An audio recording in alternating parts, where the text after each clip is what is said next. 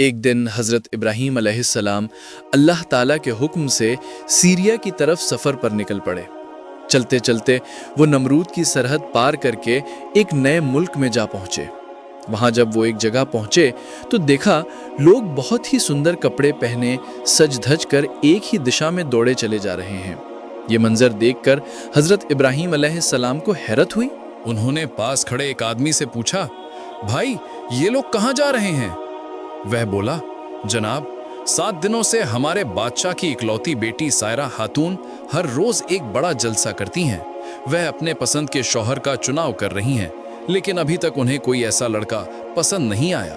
یہ سن کر حضرت ابراہیم علیہ السلام کے دل میں بھی تمنا جاگی، چلو میں بھی جا کر دیکھوں کہ کیا معاملہ ہے۔ ابھی انہوں نے دل میں یہ ارادہ کیا ہی تھا کہ اچانک اللہ رب العالمین کی طرف سے آواز آئی، اے ابراہیم تم اس جلسے میں جاؤ کیونکہ یہ میرا فیصلہ ہے، میں اس راجکماری کا نکاح تمہارے ساتھ کرواؤں گا۔ اللہ کا حکم پا کر حضرت ابراہیم علیہ السلام محل کی طرف چل پڑے۔ تھوڑی دیر میں وہ اس جلسے میں پہنچ گئے۔ وہاں اتنی بھیڑ تھی کہ آگے بڑھنے کی جگہ تک نہیں تھی، تو انہوں نے پیچھے جا کر ایک کھجور کے پیڑ کے نیچے کھڑے ہو کر نظارہ دیکھنے لگے۔ تھوڑی دیر بعد چاروں طرف سناٹا چھا گیا اور راجکماری سائرہ خاتون اپنی سہیلیوں کے ساتھ منچ پر آئیں۔ ان کے ہاتھ میں ہیرے موتی سے جڑا ہوا ایک تاج تھا۔ وہ ہر ایک آدمی کو غور سے دیکھتی جا رہی تھی، مگر کسی پر ان کی نظر نہیں ٹھہری۔ آخر میں جب انہوں نے پیچھے کی طرف نظر ڈالی تو اچانک ان کی نظر ایک ایسے شخص پر ٹھہر گئی جن کے چہرے پر نور جھلک رہا تھا۔ وہ تھے حضرت ابراہیم علیہ السلام۔ ان کے ماتھے سے ایک ایسا نور چمک رہا تھا جو پوری محفل کو روشن کر گیا۔ وہ تھا نور محمدی صلی اللہ علیہ وسلم۔ سائرہ خاتون کی نگاہ بس اسی نور پر جم گئی۔ ان کا دل بے قرار ہو اٹھا، قدم اپنے آپ بڑھتے چلے گئے اور وہ حضرت ابراہیم علیہ السلام کے سامنے آ کر ٹھہر گئیں۔ یہیں سے شروع ہوئی ایک پاک و مقدس کہانی، ایک ایسا رشتہ جسے خود اللہ تعالیٰ نے طے کیا تھا، جہاں محبت بھی تھی اور تقدیر الہی کی جھلک بھی۔ ان کی نظریں اس نور سے ہٹ ہی نہیں رہی تھیں۔ پھر اچانک انہوں نے اپنے ہاتھوں سے موتی مندرا سے جڑا ہوا شاہی تاج اٹھایا اور دھیرے دھیرے مسکراتے ہوئے وہ تاج حضرت ابراہیم علیہ السلام کے سر پر رکھ دیا۔ یہ منظر دیکھتے ہی پورا دربار خوشی سے جھوم اٹھا۔ ہر طرف سے آوازیں آنے لگیں، مبارک ہو مبارک ہو۔ راجکماری کی سہیلیاں اور پہرے دار دوڑتے ہوئے آئے اور سائرہ خاتون کے حکم سے حضرت ابراہیم علیہ السلام کو اٹھا کر غسل خانے کی طرف لے گئے تاکہ انہیں شاہی انداز میں سجایا سوارا جا سکے۔ کچھ ہی دیر میں یہ خبر راجہ تک پہنچی کہ اس کی اکلوتی بیٹی راجکماری سائرہ خاتون نے اپنے لیے جیون ساتھی چن لیا ہے۔ یہ سنتے ہی راجہ کا چہرہ خوشی سے چمک اٹھا۔ اس نے ترنت اعلان کر دیا، جلد سے جلد راجکماری سائرہ کا نکاح کروا دیا جائے۔ راجہ کا حکم ملتے ہی پورے محل میں تیاری شروع ہو گئی۔ دعوت کے پیغام بھیجے گئے، رسوئیوں نے پکوان بنانا شروع کیا، گائک اور باجے گرجنے والے اپنے اپنے کام میں لگ گئے۔ راج محل کے ہر کونے میں رونق ہی رونق چھا گئی۔ ادھر حضرت ابراہیم علیہ السلام کو شاہی لباس پہنایا گیا۔ وہ تو ویسے بھی اپنے زمانے کے سب سے خوبصورت انسان تھے، مگر جب انہوں نے وہ راجسی پوشاک پہنی تو ان کا چہرہ اور بھی نورانی اور روشن لگنے لگا۔ لوگ دنگ رہ گئے اور کہنے لگے، ایسی صورت تو شاید آسمان سے کوئی فرشتہ ہی لے کر آیا ہوگا۔ ہر زبان سے بس ایک ہی بات نکل رہی تھی، راجکماری سائرہ نے تو سچ میں اپنے لائق اور خوبصورت شوہر چنا ہے۔ تھوڑی دیر بعد راجہ نے دونوں کو ایک سنہرے سنہاسن پر بیٹھایا اور دربار کے سب لوگ جھک کر سلام کرنے لگے۔ پھر پورے ملک میں خوشیاں پھیل گئیں، ڈھول نگاڑے بجنے لگے، ناچ گانا ہونے لگا اور پورا محل جیسے خوشی سے گونج اٹھا۔ جب سب تھم گیا تو راجہ کے حکم سے ایک مسلم عالم کو بلایا گیا اور ان کے ہاتھوں سے حضرت ابراہیم علیہ السلام اور راجکماری سائرہ خاتون کا نکاح ادا کیا گیا۔ کیا شاندار محفل تھی! ہر طرف خوشبو، روشنی اور دعائیں بکھری ہوئی تھیں۔ اس کے بعد حضرت ابراہیم علیہ السلام راجکماری کے شوہر بن گئے اور پورے راج میں عزت اور سمان کے مالک ہو گئے۔ ہر وقت ان کے نوکر چاکر، غلام اور پہرے دار چاروں دشاؤں میں موجود رہتے، ان کے حکم کا انتظار کرتے۔ کچھ سال اسی آرام اور سکون میں گزر گئے۔ پھر ایک دن اللہ رب العالمین کے حکم سے جبریل علیہ السلام حاضر ہوئے اور بولے، अल्लाह के नबी, आपका रब आपको हुक्म देता है कि आप सीरिया या शाम की तरफ हिजरत करें। जब हजरत इब्राहीम अलैहिस्सलाम ने वही की आवाज़ सुनी तो उनका दिल बेचैन हो गया। नबूवत की जिम्मेदारी निभाने का जोश उनके अंदर उमड़ पड़ा। उन्होंने फौरन अपने ससुर राजा साहब के पास जाकर कहा, ए बादशाह, मैं कोई आम इंसान नहीं हूँ, मैं अल्लाह की तरफ से भेजा गया नबी और रसूल हूँ। मेरा मकसद ऐसी आरामदेह जिंदगी नहीं है, बल्कि भटके हुए लोगों को अल्लाह का रास्ता दिखाना है। मेरे रब ने मुझे हुक्म दिया है कि मैं यहाँ से निकलकर सीरिया यानी शाम की तरफ हिजरत करूं। राजा ने जब ये बातें सुनी तो खुशी से मुस्कुरा उठे। उन्होंने हजरत इब्राहीम अलैहिस्सलाम को रुखसत की इजाजत दी और दुआओं के साथ कहा, जाओ, अल्लाह तुम्हारे साथ है। फिर हजरत इब्राहीम अलैहिस्सलाम अपनी बीवी सायरा और 2 पहरेदारों को साथ लेकर सीरिया की तरफ रवाना हुए।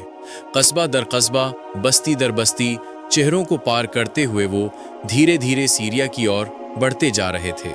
एक दिन और एक रात के सफर के बाद वो मिस्र की सरहद पर पहुंचे। वहीं कुछ लोगों से उनकी मुलाकात हुई। उन लोगों ने देखकर कहा, आप लोग कहां जा रहे हैं? क्या आपको मालूम नहीं कि मिस्र का बादशाह बहुत जालिम और बदचलन आदमी है? वो रास्ते में अपने सिपाही बिठा देता है ताकि जो भी माल दौलत लेकर इस रास्ते से गुजरे उससे जबरदस्ती छीन लिया जाए, और अगर कोई खूबसूरत औरत दिख जाए तो उसे पकड़कर राजमहल ले जाया जाता है, जहां बादशाह उसका अपमान करता है। इसलिए आप लोग मिस्र मत जाइए, अपना रास्ता बदल लीजिए। ये सुनकर हजरत इब्राहीम अलैहिस्सलाम बहुत चिंता में पड़ गए। उन्होंने सर झुका लिया और अल्लाह के सामने फरियाद करने लगे, ऐ मेरे रब, मैं क्या करूं? तभी अल्लाह रब्बुल आलमीन ने फरमाया, इब्राहीम, तुम मेरे हुक्म से मिस्र का रास्ता इख्तियार करो, यही रास्ता सीरिया जाने का है। हजरत इब्राहीम अलैहिस्सलाम ने अल्लाह का हुक्म सुना और पूरे भरोसे के साथ मिस्र की तरफ चल पड़े। रास्ते में कुछ दूरी तय करने के बाद उन्होंने एक तदबीर सोची, क्योंकि अब उन्हें मालूम था कि मिस्र का बादशाह बहुत नीच इंसान है और उसके लोग लुटेरे हैं। उन्होंने अपनी बीवी सायरा को एक लकड़ी के संदूक में बिठाया और उसे अपने सर पर रखकर चलने लगे। लेकिन कुछ दूर जाने पर अचानक कुछ पहरेदारों ने उन्हें रोक लिया। उन्होंने कहा, रुको, तुम्हारे पास जो कुछ है हमारे हवाले कर दो। और ये बक्सा, इसमें क्या है? हमें इसे देखना होगा। हजरत इब्राहीम अलैहिस्सलाम ने मरता से कहा, मेरे पास जो माल दौलत है सब ले लो, मगर इस बक्से को मत खोलना। लेकिन पहरेदारों ने उनकी बात की जरा भी परवाह नहीं की। उन्होंने जोर से बक्सा छीन लिया और उसका ढक्कन खोल दिया। जैसे ही बक्सा खुला, सबकी आंखें फटी की फटी रह गईं, क्योंकि उसके अंदर बैठी थी ये खूबसूरत हसीन औरत, बीवी सारा अलैहिस्सलाम। वो उस जमाने की सबसे पाकदामन और हसीन औरत मानी जाती थी। पहरेदारों ने जब उनका चेहरा देखा तो हर कोई रुक गया, हैरान रह गया। फिर एक अजीब सा मुकाबला शुरू हो गया। हर कोई चाहता था कि वही इस हसीना को बादशाह के सामने पेश करे ताकि इनाम उसे मिले, क्योंकि उस वक्त मिस्र के बादशाह का हुक्म था, जो मुझे खुश कर दे उसे सोना, चांदी और दौलत इनाम में दी जाएगी। इसलिए पहरेदारों के बीच झगड़ा शुरू हो गया। हर कोई सारा को अपनी तरफ खींच रहा था। आखिरकार सबने मिलकर बीवी सारा को लेकर धीरे धीरे राजमहल की तरफ चलना शुरू किया। हजरत इब्राहीम अलैहिस्सलाम बेबस निगाहों से ये सब देखते हुए उनके पीछे चल पड़े। थोड़ी देर में वे राज दरबार पहुंच गए। पहरेदारों ने बीवी सारा को बादशाह के सामने पेश कर दिया। जब बादशाह ने बीवी सारा को देखा तो उसकी नजरें थम सी गईं। वो बोला, वाह क्या हसीना है। उसने तुरंत पहरेदारों को बड़ा इनाम दिया और हजरत इब्राहीम अलैहिस्सलाम की तरफ देखकर पूछा, अजनबी, ये औरत तुम्हारे साथ क्या लगती है? हजरत इब्राहीम अलैहिस्सलाम ने सुकून भरे लहजे में जवाब दिया, वो मेरी बीवी है। ये सुनकर बादशाह का चेहरा तमतमा उठा। वो बोला, अपनी बीवी को मेरे हवाले कर दो। हजरत इब्राहीम ने कहा, ये मेरे बस में नहीं। बादशाह गुस्से में चिल्लाया, अब तुम्हारी राय की कोई जरूरत नहीं, वो अब मेरी होगी और हमेशा मेरे पास रहेगी। इतना कहकर उसने अपने 10 दासियों को हुक्म दिया, इस औरत को इत्र और खुशबू से महकाओ, शाही लिबास पहनाओ और इसे मेरे कमरे में ले जाकर बिस्तर पर बिठा दो।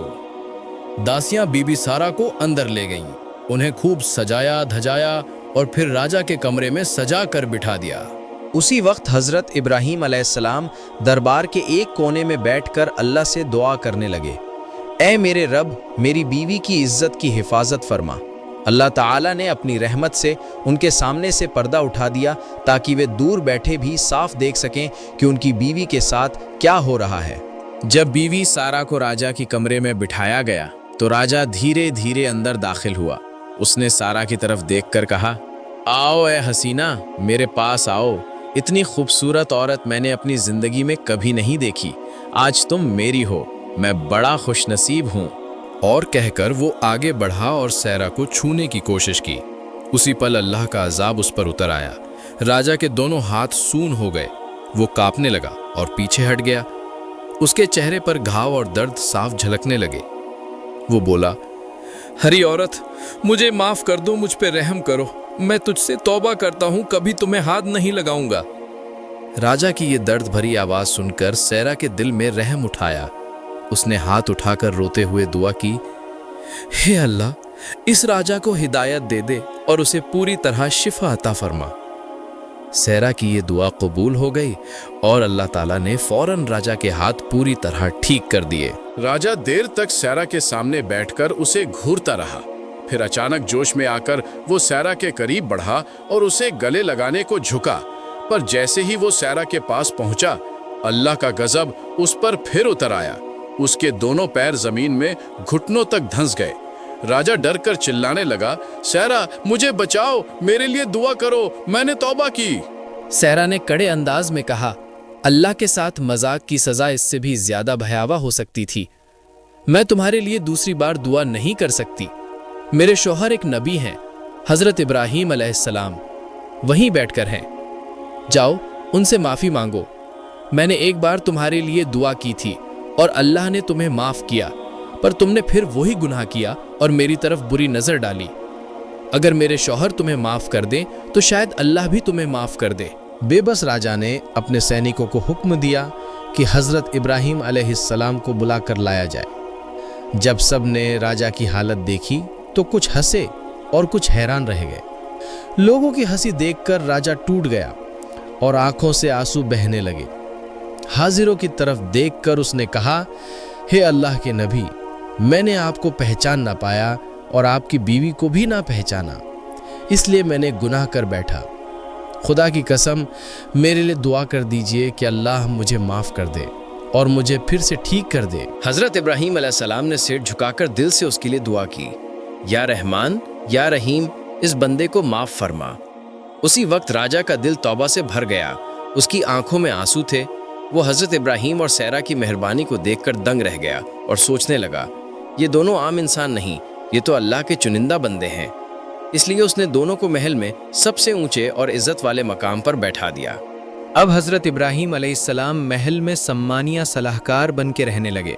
انہوں نے سوچا کہ اگر اس بادشاہ کو پوری طرح اسلام کی تعلیم دی جائے تو اس کے ذریعے پورے مصر میں اسلام کا پیغام پھیل سکتا ہے۔ اس لیے حضرت ابراہیم علیہ السلام نے اللہ تعالیٰ سے اجازت مانگی کہ وہ کچھ وقت کے لیے وہیں رہ جائیں۔ اللہ رب العالمین نے اپنے نبی کی یہ دعا قبول فرما لی۔ پھر وہ مصر کے شاہی محل میں کچھ دنوں کے لیے ٹھہر گئے۔ اللہ کے قانون کے مطابق اس ملک کو چلاؤ۔ بادشاہ ان کے علم اور رحمت سے بھرے کردار سے اتنا متاثر ہوا کہ اس نے اللہ کے دربار میں سجدہ شکر ادا کیا اور اسلام قبول کر لیا۔ دھیرے دھیرے پورے مصر میں لوگ حضرت ابراہیم علیہ السلام کے ہاتھ پر اسلام قبول کرنے لگے۔ لا الہ الا اللہ کی صدائیں پورے ملک میں گونج اٹھیں۔ پھر ایک دن جب مصر میں اسلامی حکومت قائم ہو چکی تھی، حضرت ابراہیم علیہ السلام بادشاہ سے ملاقات کے لیے اس کے محل پہنچے۔ انہوں نے نرم لہجے میں کہا، اے بادشاہ، اللہ پاک رب العالمین کا حکم ہے کہ اب مجھے روانہ ہونا ہے۔ اگر آپ کی اجازت ہو تو میں شام یعنی سیریا کی طرف سفر کرنا چاہتا ہوں۔ یہ سن کر بادشاہ اداس ہو گیا اور بولا، اے اللہ کے نبی، میں آپ کی رحمت، آپ کی بھلائی اور آپ کی نصیحتیں کبھی نہیں بھول سکتا۔ میں آپ کو ایک تحفہ دینا چاہتا ہوں۔ پھر اس نے اپنے خاص لوگوں کو حکم دیا، ہاجرہ کو محل میں لاؤ۔ تھوڑی ہی دیر میں بی بی ہاجرہ کو حضرت ابراہیم علیہ السلام اور حضرت سارہ کے سامنے پیش کیا گیا۔ اسی ہاجرہ کی نسل سے ہمارے پیارے نبی رحمت للعالمین حضرت محمد مصطفیٰ صلی اللہ علیہ وسلم تشریف لائے۔ اصل میں بیوی ہاجرہ کوئی سادھارن داسی نہیں تھی، وہ ایک اونچے ونش کی شریف عورت تھی۔ مگر اس زمانے میں جب کسی یدھ میں کسی قبیلے کو ہار کا سامنا کرنا پڑتا تو ان کے مردوں اور عورتوں کو غلام اور داسی بنا لیا جاتا تھا۔ کسی جنگ میں جب ان کے قبیلے کو شکست ہوئی تو ہاجرہ اور ان کے لوگ قید ہو کر مصر کے بادشاہ کے قبضے میں آ گئے، اور وہیں سے اللہ کی مشیت سے وہ ایک نبی کی بیوی بنی اور اسلام کے اتہاس میں ان کا نام روشن ہو گیا۔ اسی سلسلے میں ہاجرہ نے اپنی آزادی کھو دی اور ایک بندی یعنی قیدی کے روپ میں رہنے لگی۔ بعد میں حضرت ابراہیم علیہ السلام نے ہاجرہ کو تحفے کے روپ میں سویکار کیا۔ پھر انہوں نے بادشاہ سے ایک التجا کی۔ انہوں نے کہا، اے عظیم بادشاہ، اب میں مصر چھوڑ کر شام کی اور روانہ ہونے والا ہوں۔ میرا دل چاہتا ہے کہ روانہ ہونے سے پہلے اس ملک کے لوگوں کو کچھ آخری نصیحت دے دوں۔ پھر وہ دن آ پہنچا۔ پورا مصر اس میدان میں امڑ آیا۔ چاروں طرف بھیڑ تھی، سناٹا اور ایک روحانی احساس پھیلا ہوا تھا۔ جب حضرت ابراہیم علیہ السلام منچ پر تشریف لائے تو پورا میدان خاموش ہو گیا۔ انہوں نے اپنے دونوں ہاتھ آسمان کی طرف اٹھائے اور بلند آواز میں کہا، اے لوگو، اللہ تعالیٰ سے ڈر کر رہو، ظلم، ناانصافی اور لالچ سے دور رہو۔ اللہ ہی سب کچھ دینے والا ہے، اسی پر بھروسہ رکھو۔ ان کی آواز میں ایسی روحانیت تھی کہ میدان میں بیٹھے ہر شخص کی آنکھیں نم ہو گئیں، لوگوں کے دل پسیج گئے۔ ہر زبان سے یہ الفاظ نکلے، ہم وعدہ کرتے ہیں اے نبی خدا، ہم زندگی بھر اسلام کے راستے پر قائم رہیں گے۔ جب یہ روحانی مجلس ختم ہوئی تو حضرت ابراہیم علیہ السلام نے سجدے میں جھک کر اللہ تعالیٰ کا شکر ادا کیا اور بولے، اے میرے رب، تو نے اپنی رحمت سے لوگوں کے دلوں میں روشنی بھر دی۔ پھر وہ دھیرے دھیرے بادشاہ کے ساتھ محل کی طرف روانہ ہوئے۔ چہرے پر سکون تھا، آنکھوں میں نور تھا۔ حضرت ابراہیم علیہ السلام نے بادشاہ اور تمام دیس واسیوں سے ودا لینے کی تیاری کی۔ محل میں سناٹا چھا گیا تھا، ہر چہرہ اداس تھا، ہر نظر میں محبت اور احترام جھلک رہا تھا، کیونکہ اب جا رہے تھے اللہ کے وہ نبی جنہوں نے مصر کو اہنکار سے نکال کر ایمان کی روشنی میں ڈبو دیا تھا۔ پیارے دوستوں، ہماری یہ کہانی یہیں پر ختم ہوتی ہے۔ اگر آپ کو یہ ویڈیو اچھی لگی ہو تو اسے لائک کریں اور کامنٹ باکس میں آمین ضرور لکھیں۔ اسلام کا پیغام پوری دنیا میں پھیلے، اسی مقصد سے اس ویڈیو کو شیئر کریں۔ اور ہاں، اگر آپ ہمارے چینل پر نئے ہیں تو چینل کو سبسکرائب ضرور کریں۔ اللہ حافظ۔